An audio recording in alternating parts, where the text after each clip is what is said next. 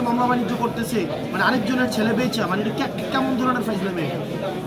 শহীদ পরিবারের অজ্ঞাতে মামলা ও মামলা বাণিজ্য। অতঃপর ধরা খেলেন হাসনাত আব্দুল্লাহর কাছে।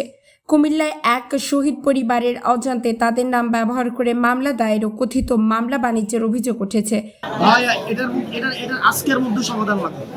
আপনার শহীদ হয়েছে যে মানে তার মা বলতেছে আমরা মামলা করি না, রেজেক্ট মামলা করে হচ্ছে মামলা বাণিজ্য করতেছে, আপনারা হচ্ছে ড্রাইভার এর চাপাইতেছে না, আর হচ্ছে মামলা বাণিজ্য করতেছে না। এটার আজকের মধ্যে হয় আমাদের সমাধান দেন ভাই। ভাই আপনি রেজেক্টে ধরেন, আপনি কি বলতেছেন আপনি ভাই?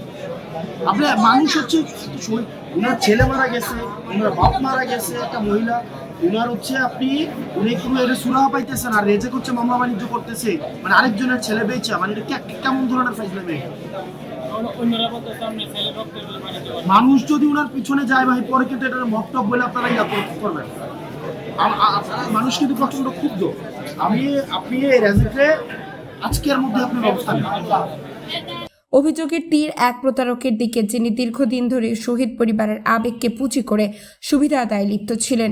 শেষ পর্যন্ত এসব কর্মকাণ্ড ধরা পড়ে স্থানীয় প্রশাসন ও বিশিষ্টজনদের নজরে আসার পর অভিযুক্ত ব্যক্তি হাসনাত আব্দুল্লাহর কাছে এক প্রকার হাতে নাতে ধরা পড়েন।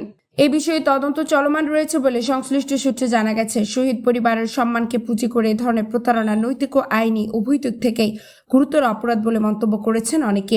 তথ্যচিত্র প্রতিবেদক, নিজস্ব প্রতিনিধি, আতিয়া ফিফা, বাংলাদেশ নিউজ টোটেল।